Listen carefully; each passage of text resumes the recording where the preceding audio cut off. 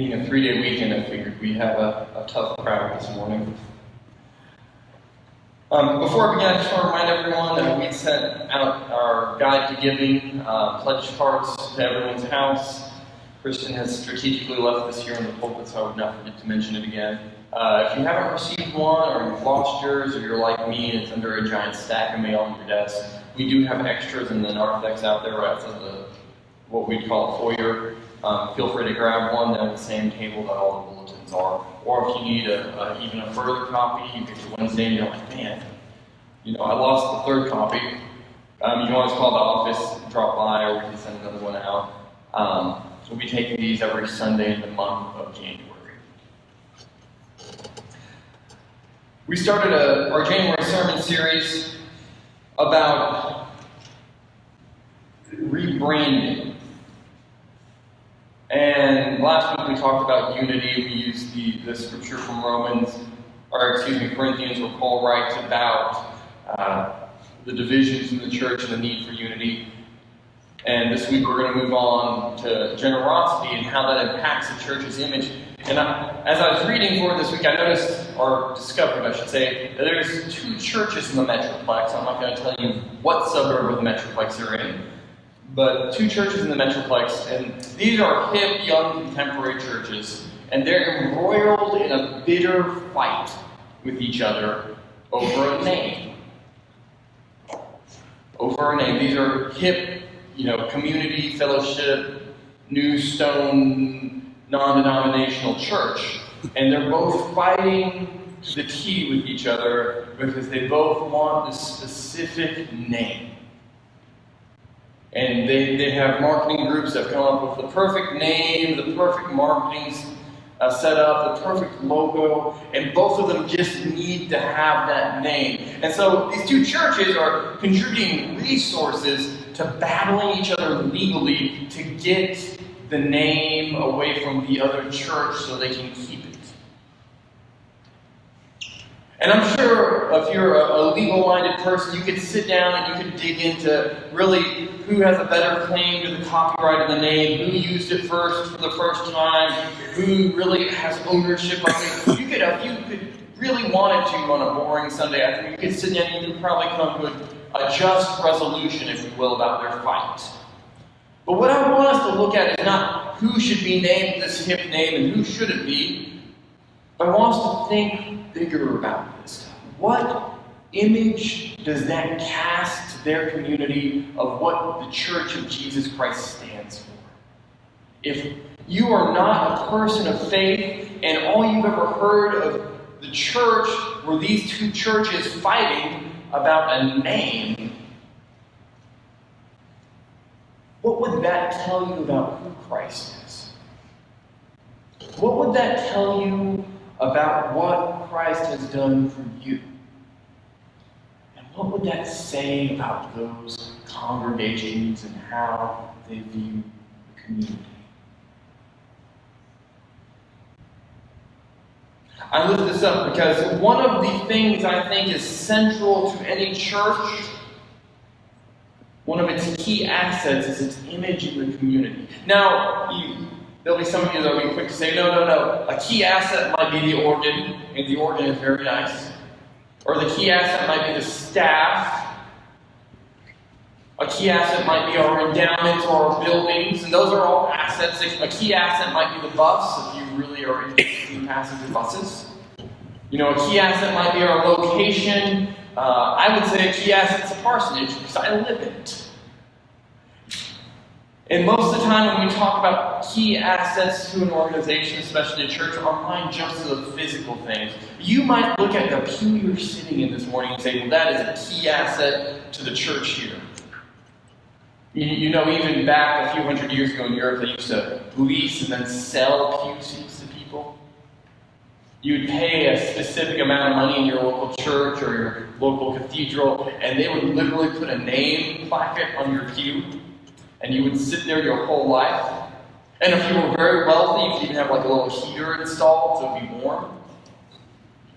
And then, because you bought it, when you passed away, they would bury you under it. They'd pull the pew up and bury you, and then interning, excuse me, that's the appropriate term, intern you under it, and then put the pew back with the little placard on the bottom of the ground. So you can go into cathedrals in Europe, or even little country chapels in Europe, and you can see where people have been interned under the pews that they bought, and then the very sneaky churches they then resold the pews above them. They were nothing if not enterprising individuals. But people would say, especially those families, that the pew was an asset. If I lift up to you today, based on our scripture, one of the chief assets of any church is its image, its view, its brand, if you will, in the community. What does the community say about us? Who does the community say we are? See, one of the key realities, I think, that caused the early church to go from a small group of individuals huddled in a room together, fearing retaliation from religious rulers of the day right after Jesus was crucified, to what it is today. It went from a group of 13 or 14 people to a group of 2 billion plus people, spanning many denominations, every country, every continent. And how did that happen? What catalyst sparked that kind of growth and that transformation in the church? And I think you find it here in Acts 4, as Luke recounts the early church. He recounts them as having all things in common. So last week we talked about a type of unity in thought and in word, where people in Corinth were fighting with each other because they said this person had a better teaching, or they liked Paul better, or they liked Apollos better. And what we then build on top of that to today is the fact that people also have a deep desire for their own belongings and their own things they want. But Luke paints a picture in Acts. Luke, who authored the Gospel of Luke, also wrote Acts of the Apostles. And he paints this picture where the church is caring for the people around them. And people are coming in, they're selling goods, they're selling things, and they're placing that money with the church. And then it says in the scripture, it was divided among those who were in need, so no one had need among them. And this would be a great place, if I was feeling particularly brutal this morning, where I can really pivot to a stewardship sermon and can really lift up that one line. Well, so-and-so just sold his house in Acts and laid all the proceeds at the feet of the apostles. I think you can give $10 more a week. But we're not going to do that. That's when you really get the guilt building up in people. No, we're not going to do that. In fact, I don't even want to look at it in terms of the giving side of this. Although generosity is the idea of today, I want us to look at it in terms of how the people outside the church viewed this. Because you have to remember, when we look at Acts and when we read anything in the New Testament, it's all through the lens of the church and the lens of the writer. And I want us to begin to think about how the world outside of them looked at this Acts 4 church as they were taking care of people in need. Because I think the image that the church portrays here in chapter 4 of Acts is one of the key reasons it grew and grew so quickly. A little bit of context, in the early church, it wasn't really just the church and the Roman religion and a Jewish faith, but it was a plethora of religious options, kind of like today. You had Judaism, and Judaism wasn't just one big stalwart of faith. It was splintered, kind of like the churches today, with many different denominations. You had the really hip, cool, non-denominational Jews, the Essenes, we'll call them. They're the folks who actually wrote the Dead Sea Scrolls. If you're looking for a little bit of trivia, and I could go down and I could match up denominations with all the other groups, but I'm not, so I'll get in trouble, even though I've sat and done this before. But you could look at the Pharisees and the Sadducees. And these are folks who worshiped in synagogues in their local community. They're very orthodox, but very liberal in translation of the text. And they were vastly different than the Levites and the scribes and the priests and the temple worshipers, who centered out of Jerusalem, who had a different style of worship completely. And these are even different than the mystic Jews, which we don't know a lot about. And then way over here, you had all the different Roman religions that came in. And in the middle, you had all these things called mystery religions. And that's because scholars don't know a whole lot about them.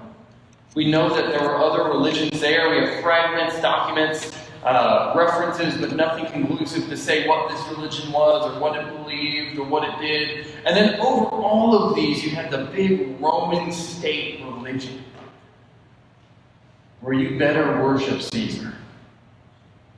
So you have this big smorgasbord of religious options in the day and the life of the early church, yet somehow the early church did something where people in all these other areas looked at it and said, I want to be a part of that.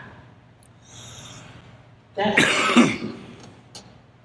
it's kind of like when you go to Walmart.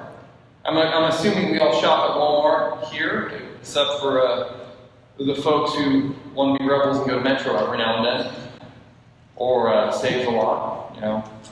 But Walmart, you go to Walmart and we all go in, and after our shopping experience is concluded, we have to check out. Now you can go to the self-checkout, and there's a high likelihood it will break at one point, and someone will have to come over and help you. But we're going to focus on the main regular checkout aisles. And when you go in the main regular checkout aisles, maybe you have too much stuff, and self-checkout is broken, and you can't go through the express lane, so you just go to a regular, good old-fashioned checkout lane. And there's really two types of people that check you out. The first, they're really just there to collect a paycheck. You can tell. I mean, you can tell the moment you walk up to the aisle or up to the lane, you start putting your stuff on the belt. No eye contact, no excitement, barely a mention that they're there.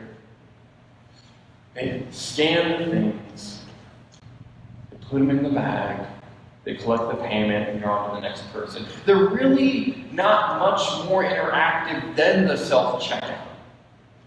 Except when you go to them, you don't have to then flag someone down to help you with the self-checkout. They're already standing there. And then there's really not a middle ground, I've found. There's not a gray area in this. Then you're on the other end of the spectrum, and the moment you walk in the aisle, that person is happy to see you. They're excited to help you. They're talking to you. They're making eye contact. They're a part of your experience there. They make you feel valued.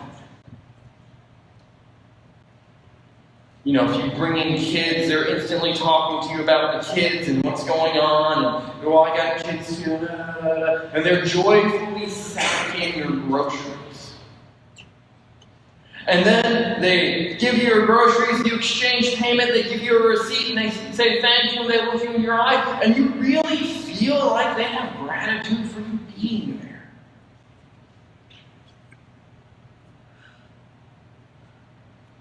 So you have these people on one end who are not much more than the robots that are replacing them, and you have these people on the other end that are just so full of life and vitality and excitement and joy and cheerfulness. Which would you rather be at? Whose lane would you rather go in? See, the early church, when they lived the way that we talk about here in Acts 4, they're like that second group. The folks around them see that and they respond. And they say, well, look how they love one another. It's almost like when Christ said they will know you by your love. He was foreshadowing how the people in the world would respond to the early church when they loved one another. So all these people gather together, and they gather, and they're unified in teaching, they're unified in love for one another. And they come and they offer themselves up. And I want to be clear about this offering up here in Acts, because people see this and, some people jump right over to communism. They're, oh, this is communist. And then some people say, well, wow, that's not reality. I can't just go sell my house and give it to the church. And I'm grateful. I would not probably accept that donation because none of you need to be homeless. But what we see here is a snapshot of an extended view of their offering in worship. And to a large degree, we do the same thing. To a large degree, we should be giving of ourselves in a way that the world can see that we care. And I think that's at the root of this. If we look at this idea of image outside of the church, it really boils down to one thing. When they see us, do they see the Christ we worship? When they see our church, when they see First Methodist, when they see our cross and our flame, is that what they think of in our community? Do they think of people that love one another like the folks in Acts 4 love one another? Or do they think of something different? You know, we've dealt with this idea too over in the book of James. And you jump over there, and James wrote to a church, and he was trying to resolve this issue of works and faith. So there's this thought that began to sprout up in the church. You have all these people, and they're giving of themselves completely to one another. And then eventually there springs up the theological thought that, they're earning their salvation. And then that over time becomes this idea that, well, you have to give like that to earn your salvation. You have to live like that or you're not saved, which completely negates Christ and the cross and the sacrifice of God. And so James wrote to dispel this, but he also had to reconcile the fact that there needs to be some sort of work that happens on behalf of our faith. So he writes to the church in the book of James, and as he's writing, he says it, I think, very, very simply. He writes in chapter 2, verse 14, he says, "My brothers and sisters, what good is it if people say they have faith but do nothing to show it? Claiming to have faith can't save anyone, can it? Imagine a brother or sister who is naked and never has enough food to eat. What if one of you said, 'Go in peace, stay warm, have a nice meal'? What good is it if you don't actually give them what their body needs? In the same way, faith is dead when it doesn't result in faithful activity."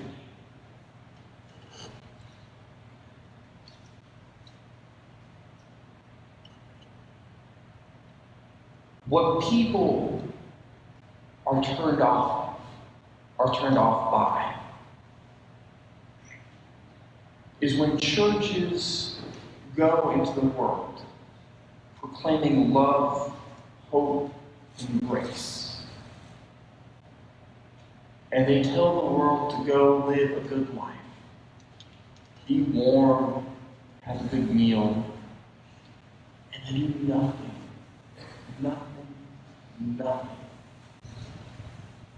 to help. More so, if they turn and focus inward and fight over petty things like a name. James makes it very clear that what we see in Acts 4 and what we should see in every church today is the work of God flowing through a transformed people. People who've been impacted by God's Spirit, whose hearts have been set ablaze, and that blaze burns so brightly it causes works to spring up, hope to be born where there was none. It finds joy in the most desolate places. If there's any hope for the church in the coming century, any hope for any church, we have to begin asking ourselves this simple question when we talk about our image and our generosity. When our community looks at us, who do they see? Do they see the church of Acts 4? Sharing and caring and living a sacrificial life for those around them? Or do they see the church of James 2 blessing people empty, offering no hope? I think The greatest hope we have in this is that the Spirit of God is already working in us and among us. It's working to transform us. It's working to bring us to faith. It's working to make it to where we love and love passionately the people around us. And that we want to do something to make their lives better.